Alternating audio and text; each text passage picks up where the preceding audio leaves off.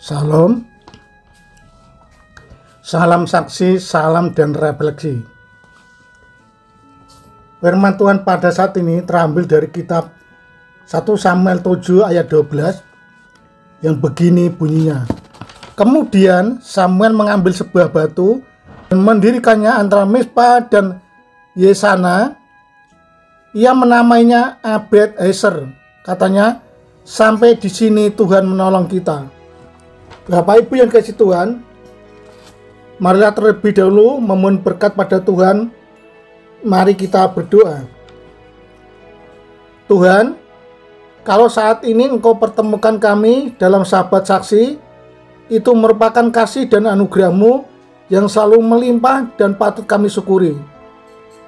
Pada kesempatan pertemuan ini, kami bersama-sama mau menerima firman-Mu. Roh Kudus, berkatilah kami, mampukan kami untuk mengerti kebenaran firman-Mu. Dalam nama Tuhan Yesus, kami mohon berkat firman-Mu kiranya menjadi berkat kami. Amin. Firman Tuhan pada saat ini saya beri judul Ebenezer. Ebenezer berasal dari kata Eben yang berarti batu dan kata Ezer yang berarti penolong. Ebenezer berarti sang batu penolong. Alkitab mencatat kejadian yang berkenaan dengan penyebutan Ebenezer. Yang pertama, merujuk kepada suatu tempat di mana orang Israel dulu kali dikalahkan orang Filistin. 1 Samuel 4 ayat 1b.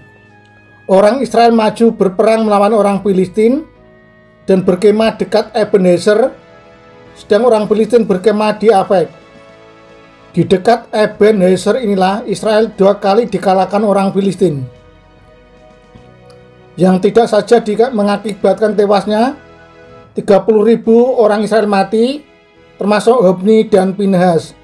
Bapak Ibu yang dikasihi Tuhan Yesus, yang kedua adalah kisah ketika Samuel memberikan nama kepada sebuah batu yang lebih dari 20 tahun, kejadian-kejadian pertama antara Israel dan Filistin. Kemudian Samuel mengambil sebuah batu dan mendirikannya antara Mispa dan Yesana, yang menamainya Ebenezer. Katanya, sampai di sini Tuhan menolong. Ini dituliskan bagaimana Tuhan mengalahkan orang Filistin dan mengacaukan mereka dengan pertolongan Tuhan. Pertanyaannya, apa yang menyebabkan Tuhan menolong Israel?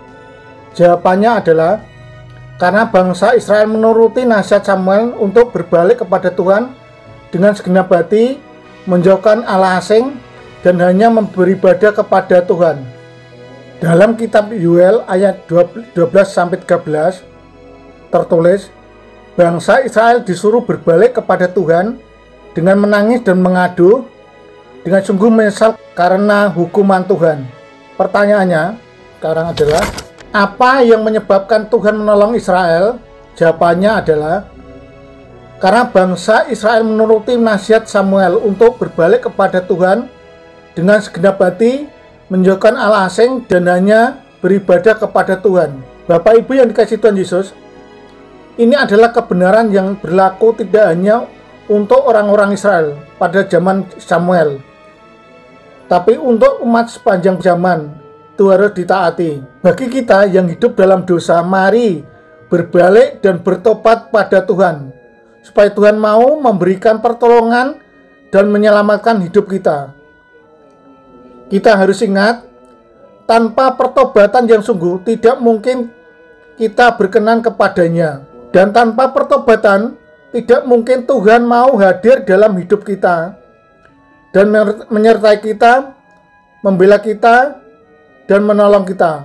Mungkin justru Tuhan akan menjadi lawan kita. Amin. Mari berdoa. Tuhan yang penuh kasih, mulai saat ini ampunilah segala dosa-dosa kami dari semua tabiat buruk kami, supaya kami dalam menjalani hidup